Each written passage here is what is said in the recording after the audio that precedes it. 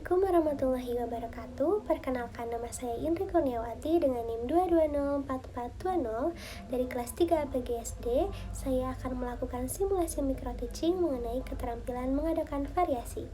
Selamat menyaksikan. Oke, baik anak-anak, setelah mendengar ibu tadi menjelaskan mengenai pengertian dan contoh dari simbiosis yang ada seperti simbiosis mutualisme, komensalisme, dan parasitisme, kali ini ibu akan memberikan kalian video pembelajaran yang pastinya menyenangkan untuk kalian agar lebih semangat lagi dalam memahami materi kita kali ini. Disimak ya videonya. Pernahkah kamu mengamati seekor kupu-kupu yang hinggap dan menghisap nektar pada bunga? Atau pernahkah kamu digigit nyamuk? Pada hubungan antara tanaman bunga dan lebah, lebah diuntungkan karena mendapat makanan dari tanaman tersebut yang berupa nektar. Sedangkan tanaman bunga mendapat keuntungan karena lebah membantu proses penyerbukan dan reproduksinya. Peristiwa itu disebut dengan simbiosis mutualisme. Tahukah kamu apa sih yang disebut dengan simbiosis mutualisme itu? Simbiosis mutualisme adalah hubungan yang saling menguntungkan pada dua organisme. Misalnya, tanaman dengan hewan penyerbu seperti serangga, kupu-kupu, dan lebah. Barusan itu menjelaskan mengenai simbiosis mutualisme. Contohnya itu tidak hanya bunga dan lebah saja ya, tentunya ada contoh-contoh lainnya. Namun menjadi lebih paham atau tidak nih mengenai hubungan antar dua makhluk hidup tersebut? Oke, baik kalau sudah paham.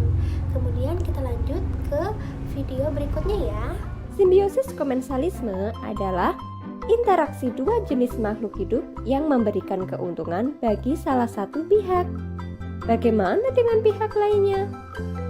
Teman-teman, dalam simbiosis komensalisme, meskipun salah satu pihak diuntungkan, ternyata pihak lainnya tidak diuntungkan dan juga tidak dirugikan loh. Lalu, apa saja ya contoh dari simbiosis komensalisme? Yuk kita simak baik-baik videonya. Burung dan pohon.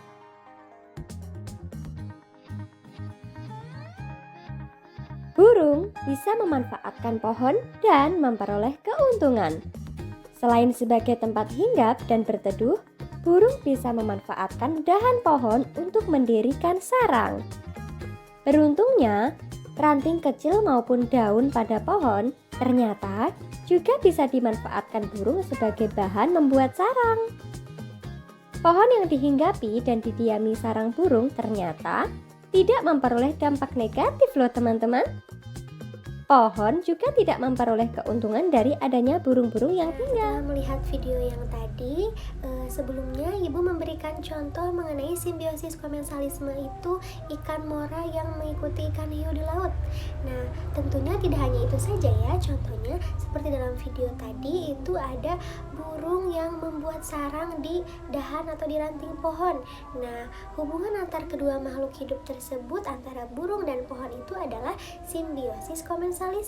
Karena burung menjadi mendapatkan tempat untuk sarangnya, kemudian pohon itu menjadi tempat untuk sarang burung, tetapi pohon juga tidak merasa dirugikan kan oleh sarang burung tersebut.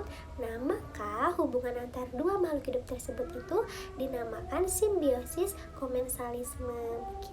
Untuk memperjelas pengetahuan Anda, perhatikan contoh berikut. Pada saat ulat menggerogoti daun, daun akan terlubangi oleh gigitan ulat.